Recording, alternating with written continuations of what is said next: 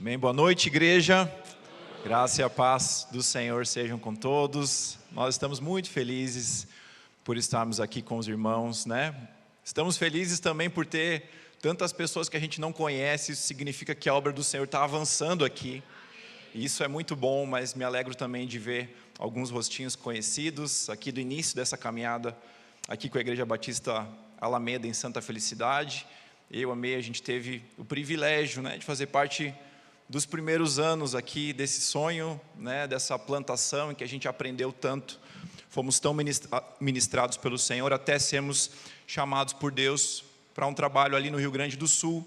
Servimos ali na primeira Igreja Batista em Montenegro, fica na região metropolitana ali no Rio Grande do Sul. Nós somos auxiliares do pastor Marco e da Márcia, como o pastor João trouxe aqui. Vou contar um pouquinho para os irmãos também ao longo dessa mensagem, aquilo que o Senhor tem feito ali no Rio Grande do Sul. Eu sei que essa igreja é uma igreja que ama o Rio Grande do Sul, que ora pelo Rio Grande do Sul, que tem investido no Rio Grande do Sul, que nos enviou para o Rio Grande do Sul, e por isso quero também partilhar um pouquinho do que o Senhor tem feito lá no nosso meio. Tem sido algo precioso e também temos de longe acompanhado e nos alegrado com o avanço da obra de Deus aqui. Amém? Abra sua Bíblia comigo lá em João, no capítulo 11. Meus amados,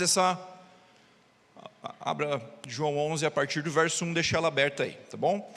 Meus irmãos, essa mensagem o Senhor começou a gerar no meu coração logo depois do início do mês de maio. 1º de maio foi um dia que começou bem para a gente, feriadão. Eu e Melina nos preparamos, fomos com as meninas lá para Canoas. A gente tinha a intenção de ter um tempo gostoso lá com um amigo meu que mora ali perto, mas os planos começaram a mudar quando vieram as notícias de muitas chuvas. E lá em Montenegro, embora o que aconteceu no Rio Grande do Sul é completamente atípico, mas lá em Montenegro é comum, todo ano, a gente tem historicamente pelo menos uma ou duas vezes que o rio Caí, que passa ali no meio da cidade, ele transborda. Então é algo que o povo está relativamente acostumado a lidar já. Então a gente sabia, já passamos por isso algumas vezes nesses 2 anos e pouquinho que a gente está lá. A gente já tinha mais ou menos uma expectativa, puxa, vai encher de novo, já sabia mais ou menos o que ia acontecer, a igreja já estava se preparando para agir, mas não imaginávamos que o que ia aconteceria a partir de 1º de maio, todas as semanas seguintes, seria algo que talvez em nenhum outro lugar do Brasil já tenha visto antes.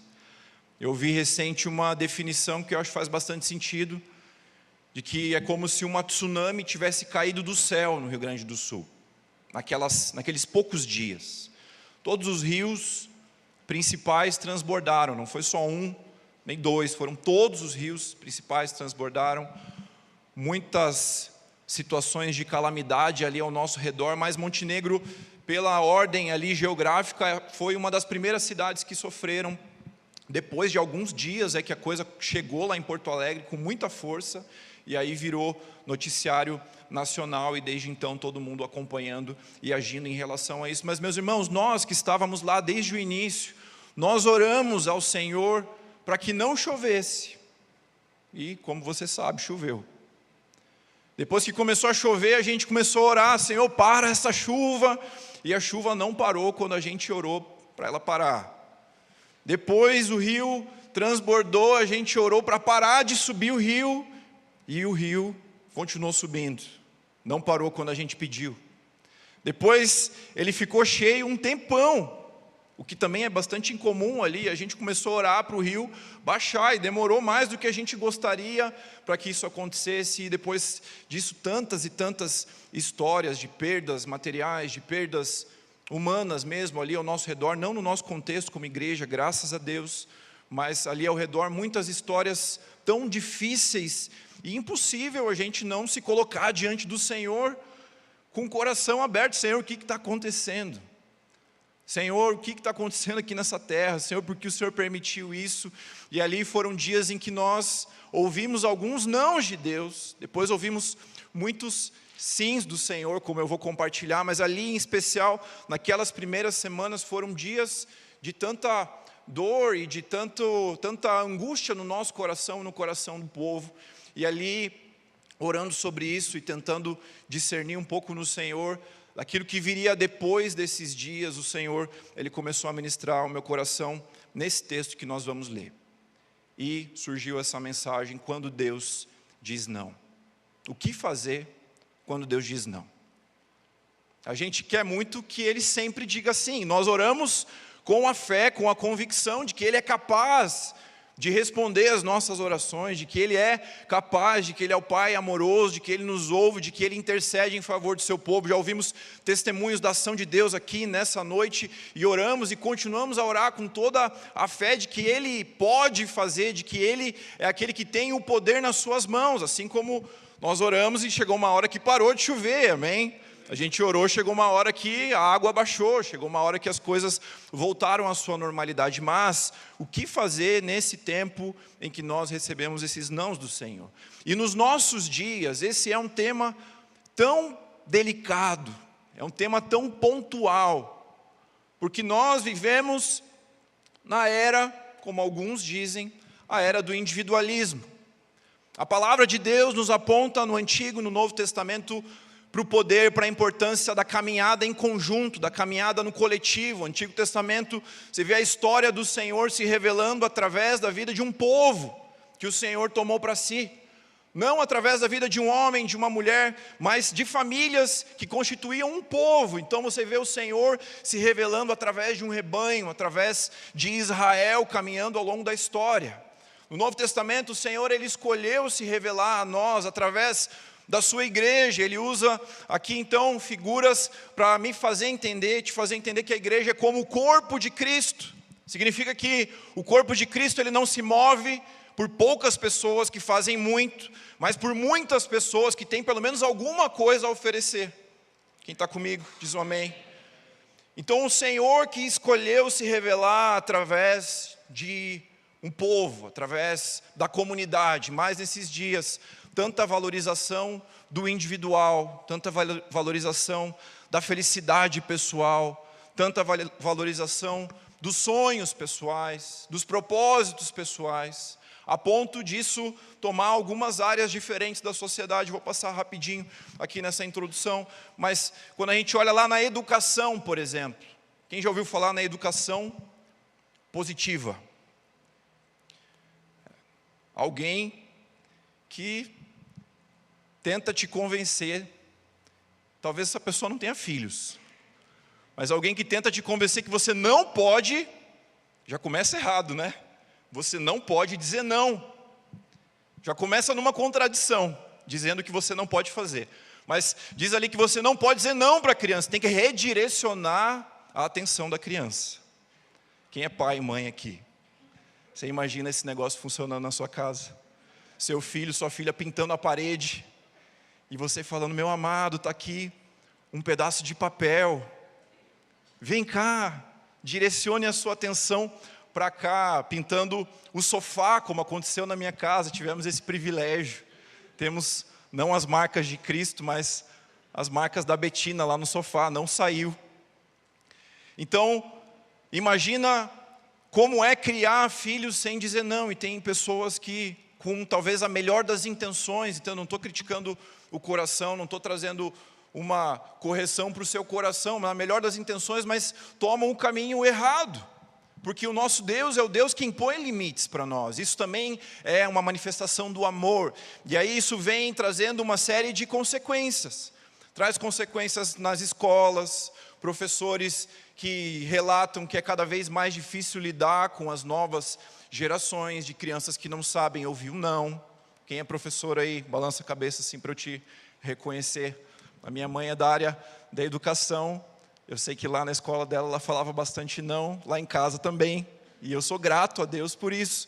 Mas professores que hoje em dia, e eu pesquisei e vi vários relatos de professores desesperados por não saber mais o que fazer com essas crianças. E aí isso chega lá no mercado de trabalho, pessoas que chegam e não sabem lidar com um chefe, não sabem lidar com uma autoridade, não conseguem lidar com uma ordem objetiva, não conseguem lidar com uma correção, porque não aprenderam a ouvir não, e isso chega por fim na fé, inclusive na igreja, quando a gente ouve tantas teologias que tentam convencer as pessoas de que você é o centro da existência de Deus, é o centro do amor de Deus, você é aquele que, quando você ora e ordena, o Senhor te obedece, coisas desse tipo que eu sei que você não escuta aqui.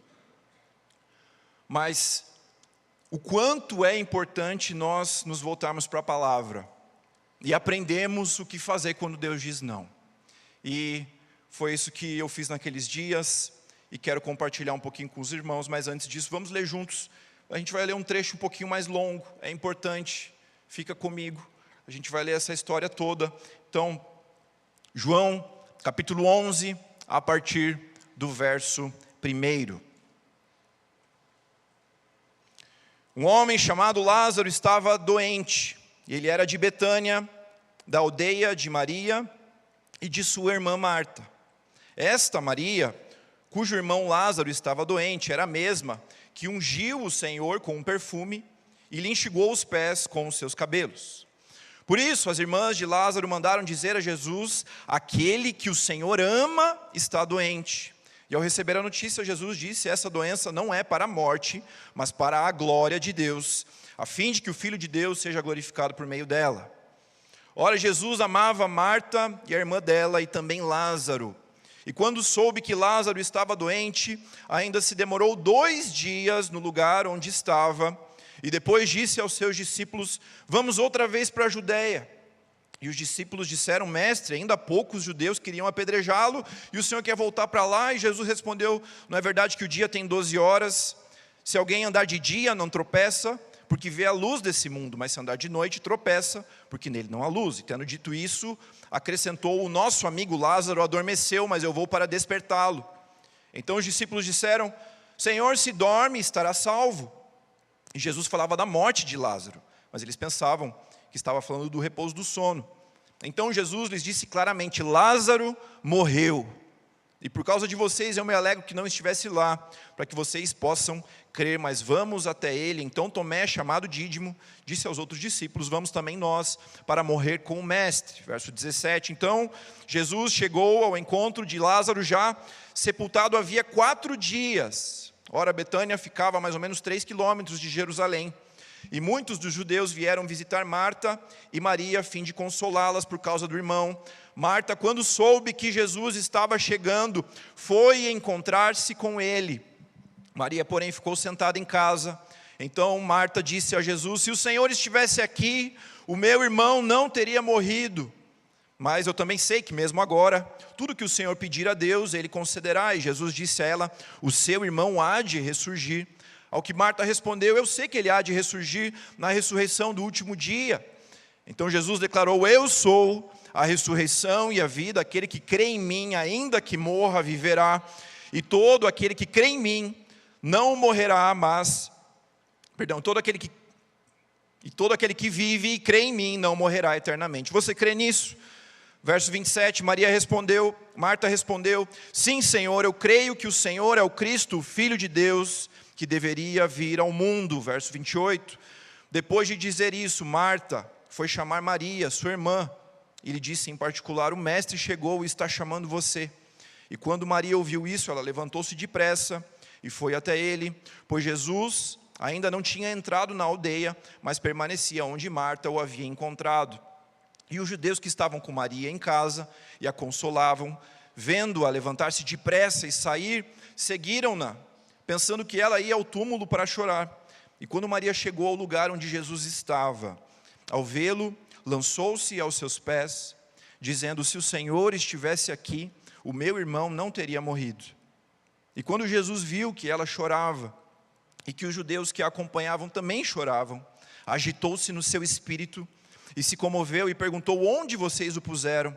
E eles responderam: Senhor, venha ver. E Jesus chorou. Então os judeus disseram: vejam quanto ele o amava. Mas alguns disseram: será que ele, que abriu os olhos do cego, não podia fazer com que Lázaro não morresse? E Jesus, agitando-se novamente em si mesmo, foi até o túmulo, que era uma gruta, em cuja entrada tinham colocado uma pedra. Então Jesus ordenou: tirem a pedra. E Marta, a irmã do falecido, disse a Jesus: Senhor, já cheira mal, porque está morto há 4 dias. E Jesus respondeu: eu não disse a você que se cresce, veria a glória de Deus? Então tiraram a pedra, e Jesus, levantando os olhos para o céu, disse: Pai, graças te dou porque me ouviste. Eu sei que sempre me ouves, mas falei isso por causa da multidão presente, para que creiam que tu me enviaste. E depois de dizer isso, clamou em alta voz: Lázaro, venha para fora. E aquele que tinha morrido saiu, e tendo os pés e as mãos amarrados com ataduras, e o rosto envolto num lenço, então Jesus lhes ordenou: desamarrem-no e deixem que ele vá. Feche seus olhos comigo, coloca a mão no seu coração agora, começa a orar você. Senhor, fala comigo nessa noite. Senhor, eu quero ouvir a tua voz nessa noite.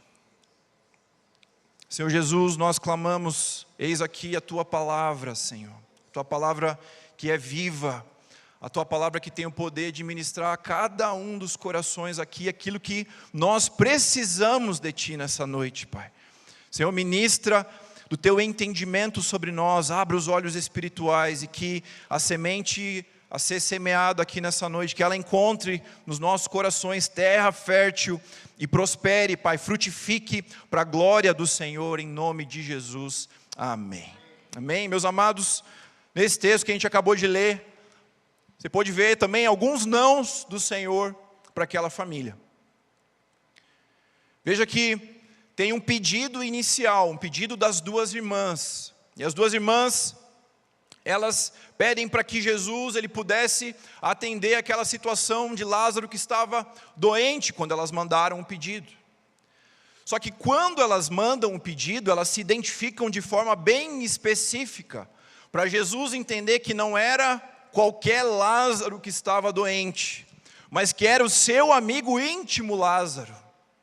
Eu gosto de pensar que talvez Jesus chamasse ele de Lalá, alguma coisa assim, porque não era qualquer Lázaro. Elas falam: Jesus, é o Lázaro a quem o Senhor ama, é o Lázaro que tem intimidade com você, é o Lázaro que é seu amigo, não é mais um na multidão. Quando a gente volta lá para Lucas 10, a partir do 42, depois você pode ler ou reler na sua casa, a gente vê Jesus na casa daquela família, comendo com eles, tendo um momento gostoso ali com eles, ministrando, ensinando aos corações deles. Então, era uma família próxima a Jesus. E essa família foi a família que pediu ajuda a Jesus, que pediu auxílio a Jesus. E Jesus, para aquela família, disse: eu não vou curar Lázaro. Eu não vou atender às expectativas de vocês.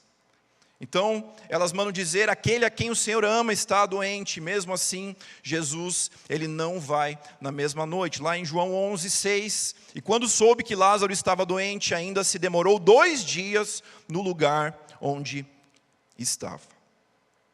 Então, o que essa família colocou em prática? O que ela aprendeu, que eu e você também precisamos aprender nesses momentos e que o Senhor Jesus nos diz não. Abra comigo, por favor, João 11, versos 4 e 5. Primeira lição que nós aprendemos. Ao receber a notícia, Jesus disse: essa doença não é para a morte, mas para a glória de Deus, a fim de que o Filho de Deus seja glorificado por meio dela. Agora preste atenção. Ora, Jesus amava Marta e a irmã dela, e também a Lázaro. Meus amados, quando nós ouvimos um não de Deus, quando expectativas nossas são frustradas, nós precisamos, em primeiro lugar, lembrar que o amor de Deus, ele permanece inabalável. Mesmo quando as coisas não saem como nós esperávamos ou como nós gostaríamos. Existe um fundamento para toda essa cena. Existe uma base para tudo que está acontecendo aqui nesse momento e tudo que ia acontecer depois, que é o amor do Senhor Jesus. E aqui no texto, João ele faz questão de nos lembrar já no início, não era falta de amor a demora de Jesus, a aparente demora de Jesus, não era falta de amor a expectativa que o Senhor frustrou naquela família, não, pelo contrário, tudo aquilo que aconteceu depois foi fundamentado no amor de Deus por aquela família. E, meus irmãos, como é difícil nós crermos nisso quando a tribulação vem. Como é um desafio. Porque o primeiro impulso, a primeira sensação nossa é colocarmos o amor de Deus à prova. Quando vem algo que é contrário àquilo que a gente esperava, quando vem uma tribulação que é maior do que aquilo que a gente achava que estava preparado. Eu conversava com um amigo que passou por isso também, eu e Melina, inclusive aqui junto com os irmãos, nós ganhamos nossa primeira filha, a Betina, tínhamos o sonho de ter mais um filho, mais um nenê, e depois disso nós perdemos 2 bebês, 2 gestações, e foram processos dolorosos. Só quem passou por isso já sabe o que é estar nesse lugar. Às vezes as pessoas até tentam, também na boa intenção, dizer, não, isso é normal, isso é comum. Vem até com estatística, não, X% das vezes que alguém engravida, perde. Mas, meu irmão, quando você está lá nesse lugar, quando você está com a expectativa de que isso vai acontecer, quando você está orando para o Senhor para isso acontecer, chega a notícia, está grávida, e depois vem a notícia da perda, vem a notícia de que aquele bebê morreu, é algo extremamente doloroso. E ali, o nosso impulso, ele vai para esse lugar. Senhor, o que está acontecendo? No nosso caso, ainda 2 vezes. Senhor, o que está acontecendo? Senhor, por que a gente? Senhor, a gente está fazendo tudo certo. Na nossa cabeça, né? Senhor, a gente está pagando nossas continhas em dia, a gente passa perfume, toma banho, escova os dentes, faz oração antes de dormir. O que está acontecendo? Senhor, nós somos, não qualquer pessoa, nós somos amigos íntimos, somos crentes há tantos anos. Me batizei, Senhor, há tantos e tantos anos. E às vezes a gente começa a apresentar as credenciais a Jesus, como aquela família. Senhor, é o Lázaro a quem o Senhor ama. Mas nós, no momento da dor, precisamos lembrar, em primeiro lugar, que o amor de Deus, ele não muda. A palavra do Senhor diz lá em Romanos 8:35, quem nos separará do amor de Cristo? Será a tribulação, ou a angústia, ou a perseguição, ou a fome, ou a nudez, ou o perigo, ou a espada, nada é capaz de nos separar do imenso amor do nosso Senhor Jesus. Nada. E ali, enquanto eu preparava essa mensagem ali pela primeira vez, eu achei uma cartinha, estava organizando as coisas, achei uma cartinha, e aquelas coincidências de Deus, achei uma cartinha que eu escrevi um bilhete para a Melina, num daqueles dias de dor, de perguntarmos para Deus, de tentarmos entender o que estava acontecendo, de buscarmos cura, consolo para o nosso coração. Eu escrevi para a Melina um trecho daquela música que eu sei que os irmãos conhecem e cantam aqui, confiando em nosso Deus e em seu eterno amor, não seremos abalados. Meus amados, é só no momento da dor, é só no momento inesperado, no momento da angústia em que nós podemos testemunhar do imenso amor de Deus dessa forma mais profunda. Porque quando tudo está indo bem, quando as orações estão sendo respondidas, quando as coisas estão avançando, às vezes a gente até esquece de agradecer. Mas no momento da dor, no momento em que nós ouvimos um não do Senhor, é a hora mais preciosa para nós colocarmos em prática e buscarmos conhecer o que o Senhor diz, o que o Senhor Deus diz através da sua palavra. Quem nos separará do amor de Cristo? Será a tribulação? Não. Será a angústia? Não. Será a perseguição? Não. Nada no mundo pode nos separar do amor de Jesus. Amém, meus amados? Em segundo lugar,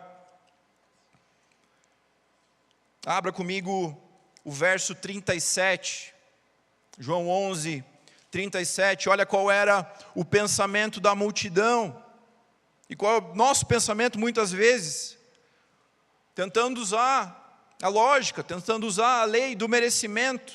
Mas alguns disseram, será que ele, que abriu os olhos do cego, não podia fazer com que Lázaro não morresse? Meus amados, não tem uma declaração mais lógica do que essa. Até porque quem falou isso, cria em Jesus, cria no seu poder pelo menos, viu Jesus fazendo milagres. E aí faz a conta. Cara, se ele curou tanta gente, se ele tocou tanta gente, por que na vez de Lázaro, do seu amigo querido, do seu amigo próximo, por que ele não chegou antes? Por que ele não fez com que Lázaro não morresse?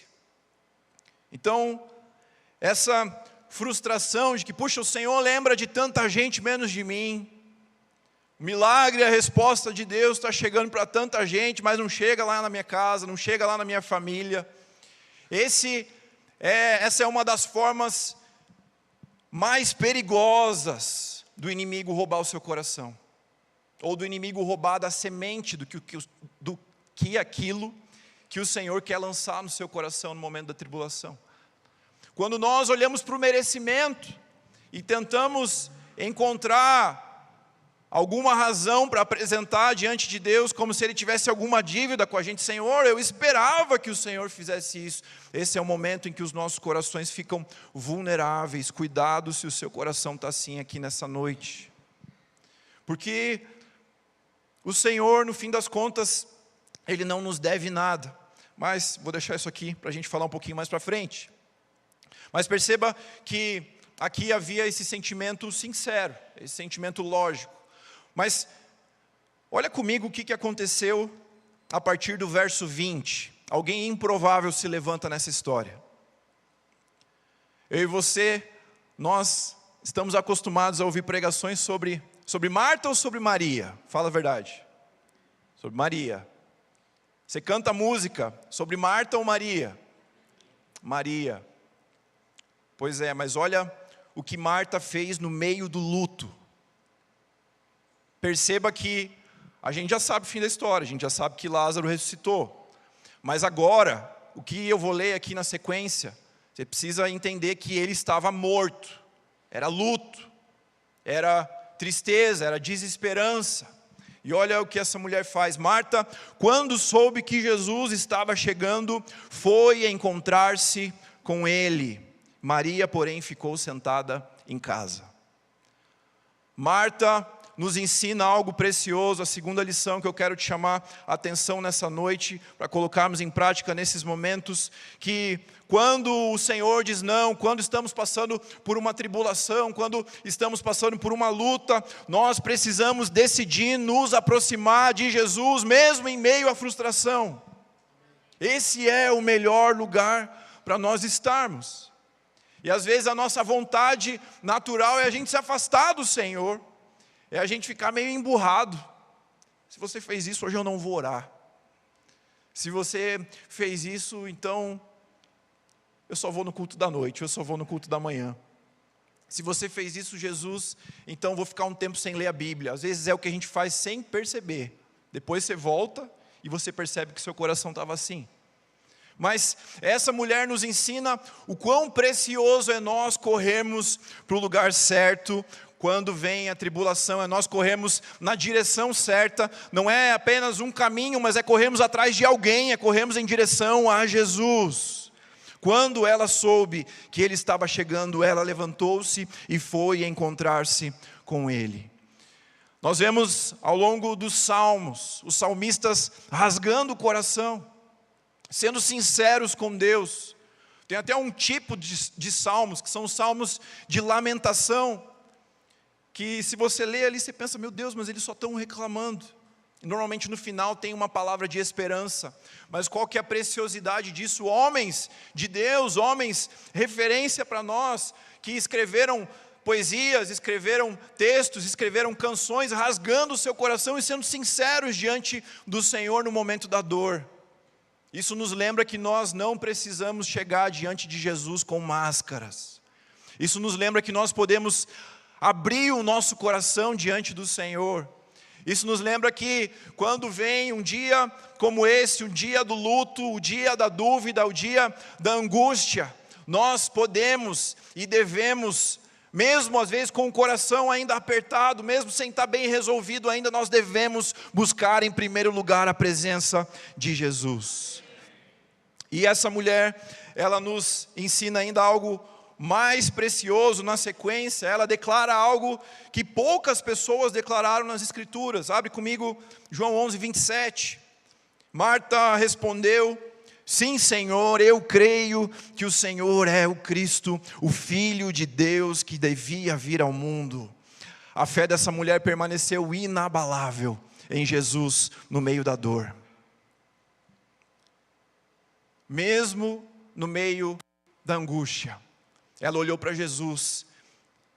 E a gente pode imaginar no seu coração: eu não sei por que isso aconteceu, eu não sei por que você demorou, eu não sei por que você não veio antes, mas eu creio que o Senhor é o Cristo. Eu creio que o Senhor é aquele que devia vir ao mundo. E quando ela declara: eu creio que o Senhor é o Cristo, mais uma lição preciosa aqui para a gente. Essa mulher, ela está tirando os olhos das circunstâncias do momento. Ela para de olhar para os problemas e ela olha para o eterno. Porque ela não está olhando simplesmente para um homem que podia ter resolvido o seu problema e não resolveu. Ela está declarando: eu creio que tu és o Cristo. Nós precisamos, num momento como esse, voltar os nossos olhos para o eterno. Por um momento, respirar. Parar de olhar um pouquinho para as circunstâncias, sem ignorar as circunstâncias, mas olharmos para o eterno e corrermos até Jesus. Meus amados, quando nós passamos por tudo isso, que eu já trouxe aqui no início dessa mensagem com os irmãos, o quanto os corações ali estavam apertados, o quanto os corações estavam em dúvida do que viria depois, o quanto os corações estavam angustiados, mas nós vimos um povo que correu até Jesus. A gente até esperava mais pessoas questionando o Senhor. Eu pessoalmente esperava, eu pensei: meu Deus, vai ser um momento que muita gente vai se revoltar com Deus. Mas a gente pôde testemunhar um povo que correu até Jesus e que por isso, ao não olhar para as circunstâncias do agora, ao não focar nas circunstâncias do agora, pôde olhar para Jesus e ter o seu coração restaurado, ter as suas histórias ressignificadas. Isso não significa que nós não fizemos nada. Não significa que a gente ignorou o que estava acontecendo. Pelo contrário, você viu, você participou. A igreja do Senhor avançou, a igreja do Senhor tocou a vida de milhares de pessoas. Eu posso dizer milhares de pessoas ali em Montenegro mesmo, através da sua oração, através da sua contribuição, através da igreja do Senhor no Brasil, nas nações se movendo ali. Nós pudemos trazer auxílio sobre as pessoas no primeiro momento, trazendo o alimento, trazendo ali as roupas, os produtos de limpeza, tantas e tantas doações que chegaram do Brasil inteiro, a igreja do Senhor se movendo para suprir uma necessidade que era daquele momento, mas com os olhos voltados para o eterno. Jesus é o Cristo. A nossa fé permanece inabalável. Nós cremos que algo maior virá depois. E é assim que o Senhor, Ele quer que eu e você, no nosso dia a dia, que a gente se posicione quando vem os momentos desafiadores. Meus amados, ainda dentro desse tópico aqui, algumas semanas atrás, nós, como igreja, passamos por um dos momentos, talvez o momento mais difícil da nossa história, que foi ali depois de muitos meses, lutando em oração, acompanhando, caminhando junto com uma família que tinha ali a sua filhinha de 7 anos, com câncer, com leucemia. Ela tinha vencido a leucemia alguns anos antes. Depois a doença voltou mais severa. Voltou no começo desse ano. Nós oramos, nós clamamos. Mas essa menina, algumas semanas atrás, nos deixou. O Senhor a levou para si. E como igreja, vivemos ali dias de luto. Dias onde muitos desses questionamentos que eu falei, nós ouvimos. Pessoas perguntando: e agora? Qual vai ser a reação das crianças? E agora, o que a gente vai fazer? A Melina cuida do Kids lá, recebeu algumas mensagens: e agora, o que a gente vai falar para as crianças? Porque as crianças estavam orando todas as semanas por ela, estavam envolvidas naquilo, com a sua fé, queimando e crendo que o Senhor era capaz de reverter aquela situação. Nosso coração, angustiado: Senhor, como vai ficar o coração dessa família? E fomos ali então para o velório. Bem, as crianças, elas lidam muito melhor com essas situações do que a gente. E as crianças, a maioria delas, só queria saber, ela está com Jesus? Vocês têm certeza que ela está com Jesus? Foi o que a Betina perguntou para a gente, depois a gente conversou com uma outra família, o filhinho perguntou a mesma coisa. Então, se ela está com Jesus, então amém.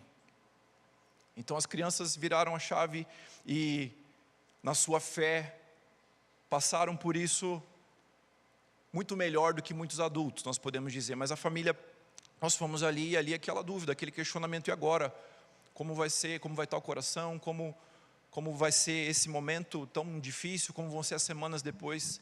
E meus amados, nós pudemos ver ali uma família que decidiu correr até Jesus no meio do luto. Aquele velório que começou um dia antes e terminou com o enterro no dia seguinte. Já no primeiro dia nós pudemos levantar um altar de adoração a Jesus ali. A mãe falou, nós precisamos adorar o Senhor aqui. E ali nós, o pastor Marco estava viajando, eu pude ler o Salmo 23. O Senhor é o meu pastor e nada me faltará. Ainda que eu ande pelo vale da sombra da morte, não temerei mal algum, pois o Senhor está comigo. E ali, a presença do Espírito Santo trazendo consolo.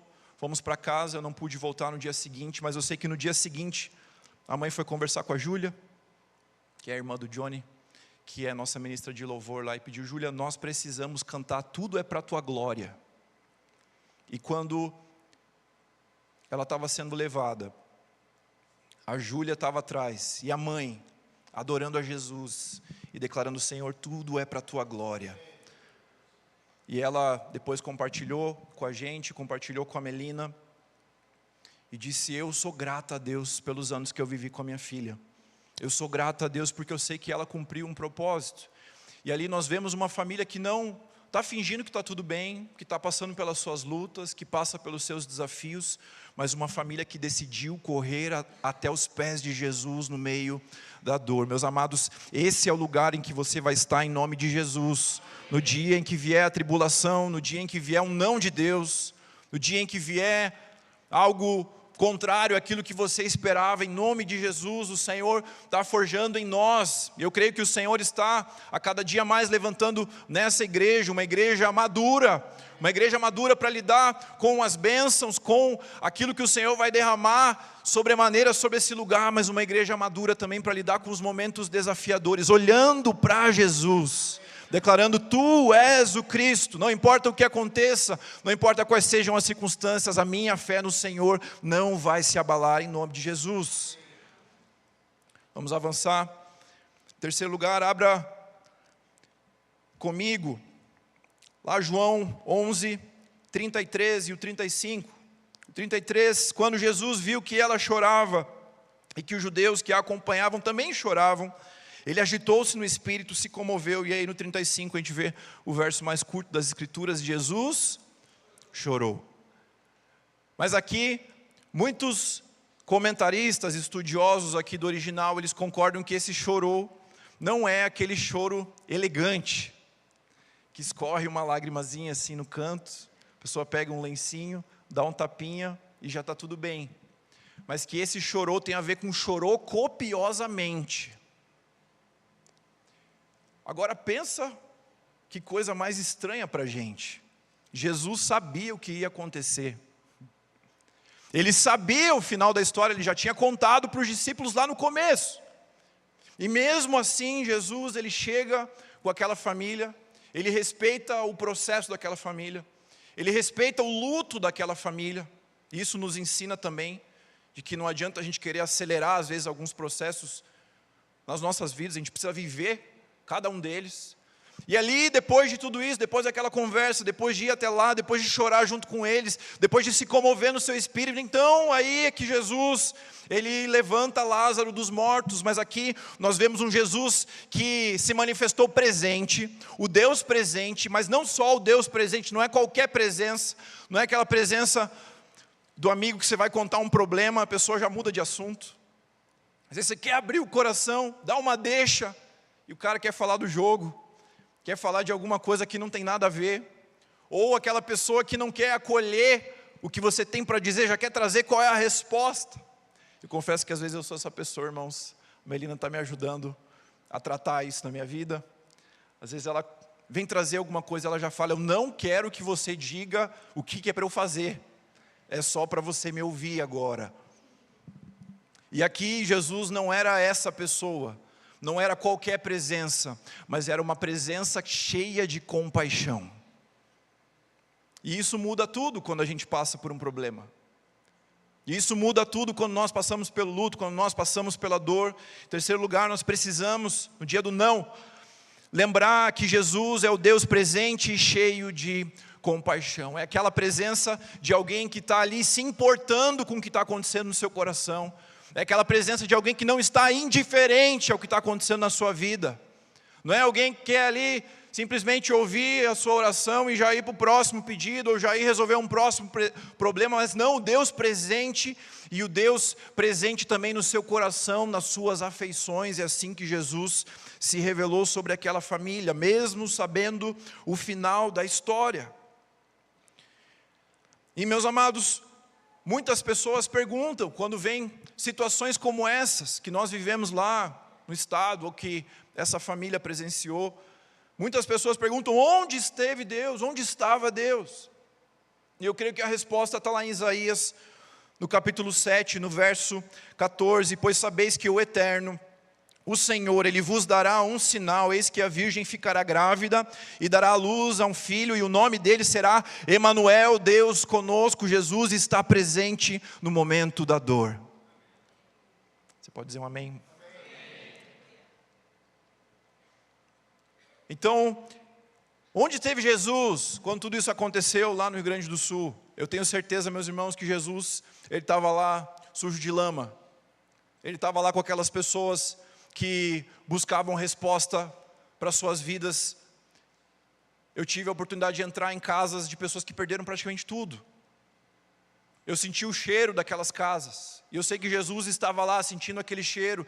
Jesus estava lá com os seus pés sujos de lama. Jesus estava lá com aquele povo no meio da dor. Não só um Jesus lá de cima, olhando de binóculo e respondendo às orações, mas o Deus presente nos mostra, nos revela, nos lembra que Jesus é aquele que passa com você no meio do vale da sombra da morte. Então ali nós pudemos testemunhar isso, eles puderam testemunhar, essa família pôde testemunhar isso de um Jesus que é aquela presença doce, a presença que se importa, a presença de um Deus que é cheio de compaixão. Em quarto lugar, é só mais um, tá? É o 4 e o 5. Em quarto lugar, quarta coisa que a gente aprende aqui com essa família sobre como nos posicionar diante de um não de Deus. João 11, 25, então Jesus declarou, eu sou a ressurreição e a vida, quem crê em mim, ainda que morra, viverá, e todo aquele que vive e crê em mim, não morrerá eternamente. Você crê nisso? Esse texto nos mostra a resposta para se tudo der errado mesmo. Se não tiver uma reviravolta, se não tiver um final como você esperava, como que a gente faz? O que a gente faz? Como a gente se posiciona? Esse texto nos lembra de novo que nós devemos olhar para o eterno. Esse texto nos lembra que no momento do não de Deus, nós precisamos ter a fé que toda dor é passageira, porque existe uma promessa de Deus, que um dia estaremos diante de Jesus, um dia não haverá mais dor, um dia não haverá mais luto, um dia toda lágrima será enxugada, um dia estaremos face a face com Jesus, e essa é a nossa esperança maior, é isso que nos move. Por isso temos uma fé sobre as circunstâncias. De novo, não é a gente fingir que está tudo bem quando as coisas estão desafiadoras, mas é a gente encarar os problemas com os olhos na eternidade, lembrando o Senhor Jesus voltará, um dia eu vou estar com Ele, vale a pena viver a minha vida, vale a pena gastar a minha vida por Ele, porque as coisas aqui, por mais desafiadoras que elas sejam, elas são passageiras. Jesus é aquele que nos dá a ressurreição e a vida, é aquele que nele, se nós cremos, nós, ainda que a gente morra, nós viveremos eternamente. Então, se tudo der errado, lembre-se que um dia, eu gosto de lembrar disso, Lázaro, ele não está vivo ainda, irmãos. Depois de um tempo ele morreu. Então teve algum momento em que as pessoas foram no enterro dele e ele não ressuscitou. Mas mesmo quando nós achamos que acabou, para o povo de Deus, para quem crê em Jesus, ainda não acabou. E agora, sim, em último lugar, você pode ficar em pé.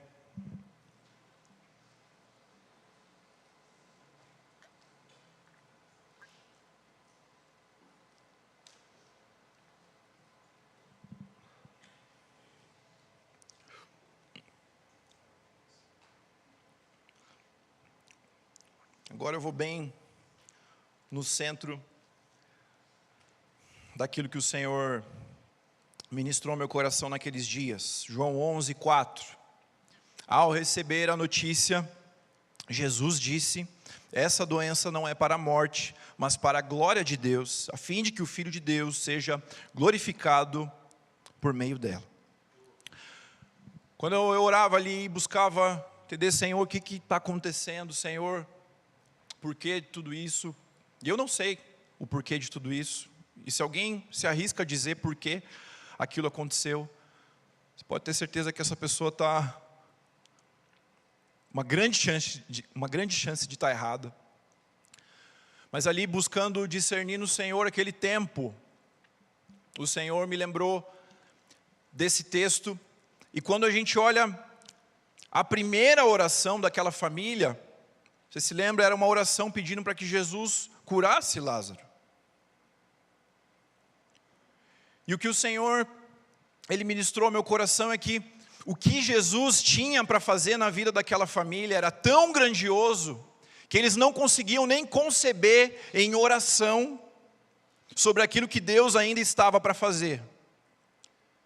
Então a obra de Deus, a obra de Jesus, o plano do Senhor, ele era tão mais alto, como diz lá em Isaías, os teus pensamentos são mais altos do que os meus pensamentos, os teus planos são mais altos do que os meus planos, os teus caminhos, é o que diz lá o texto, são mais altos do que os meus caminhos. Os caminhos do Senhor, eles eram tão mais altos do que os caminhos de Marta, do que os caminhos de Maria, que elas não conseguiriam colocar em oração, porque o Senhor estava para fazer algo muito maior do que aquilo que elas poderiam esperar. E meus amados, quando eu pensava, Senhor, por que a gente orou para parar de chover e não parou? Por que a gente orou para parar de subir o rio e não parou de subir? O Senhor foi me levando a entender que existiam coisas que nós viveríamos. Eu posso te garantir que muitas dessas coisas nós já estamos vivendo lá no Rio Grande do Sul. Existiam coisas e existem coisas tão grandiosas, tão maiores do que os nossos planos, que as nossas orações não poderiam conceber. Em outras palavras, Lázaro, ele precisava morrer para Jesus fazer o que ele tinha que fazer. Jesus, ele não tinha apenas, entre aspas, uma cura para Lázaro. Ele queria revelar uma outra realidade espiritual diante daquele momento, diante daquela dor, diante daquela luta. Então, o Senhor frustra as expectativas, Ele diz não para uma oração, porque aquilo que Ele estava para fazer era muito maior do que aquilo que eles poderiam pedir. E eu sei que você orou sobre isso, nós vamos orar também sobre isso aqui no final. Eu creio que aquilo que o Senhor está para fazer ainda no Rio Grande do Sul é muito maior do que as nossas orações podem buscar. Mas eu quero orar sobre a sua vida também. Você que tem tido expectativas frustradas, orações não atendidas, talvez alguém lá da sua família que você está buscando para que volte para Jesus, ou para que se encontre com Jesus, uma resposta de cura física sobre alguém, uma resposta de restauração sobre um relacionamento. Nós vamos orar com essa fé, sabendo que a nossa esperança está no eterno, amém? Mas nós vamos orar com essa fé de que o Senhor que nos diz não, é o Senhor que é capaz de fazer muito mais do que aquilo que nós podemos pedir. O Senhor que coloca o seu povo no deserto, o Senhor que nos coloca para passarmos por tribulações, o Senhor que nos coloca para vivermos momentos desafiadores, é o Deus que depois desses momentos, Ele tem coisas preciosas para o seu povo. O Senhor é aquele que, depois dos 40 dias no deserto de Jesus, gerou o início do ministério de Cristo. O Senhor é aquele que, quando leva Ezequiel para o deserto, é para mostrar para ele algo que estava para nascer, algo que estava para ser gerado. O Senhor é aquele que, diante da morte de Lázaro, do aparente atraso de Jesus, e aqui ainda tem a questão lá dos 4 dias, porque até o 3º dia eles criam que era possível ressuscitar, e aqui Jesus demora 4 para chegar lá.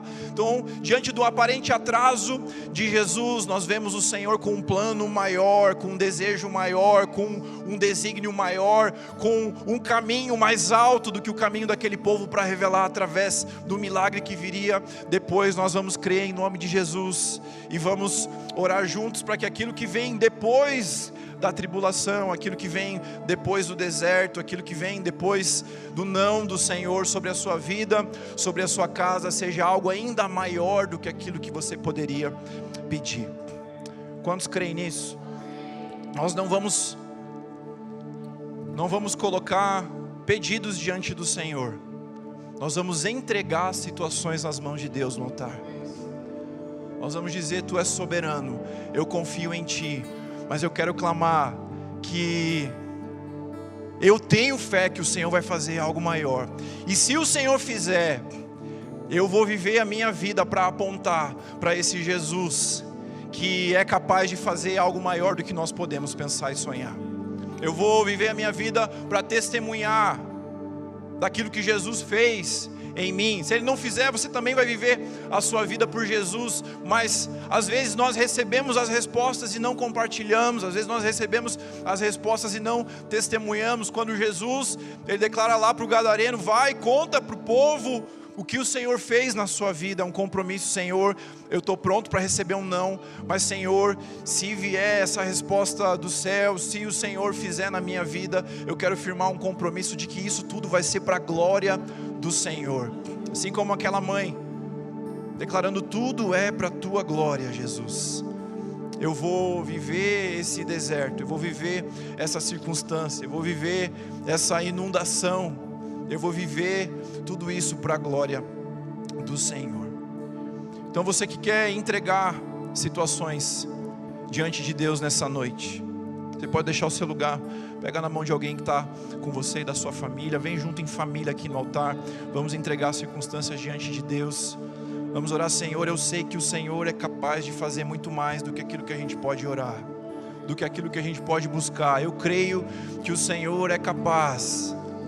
Eu reafirmo o meu compromisso. Se não acontecer do jeito que eu espero, a minha fé continua em Jesus, mas se a resposta do Senhor vier em favor, Senhor, que isso tudo aponte para a glória de Jesus. Essa situação aqui apontou para a eternidade, apontou para o Cristo, apontou para aquele que tinha uma obra não só para aquele tempo, não só para aquele momento, mas uma obra eterna, e nós viveremos. Você vai poder clamar, colocar aqui diante de Deus no altar: nós viveremos as nossas vidas para a glória de Deus, em nome de Jesus.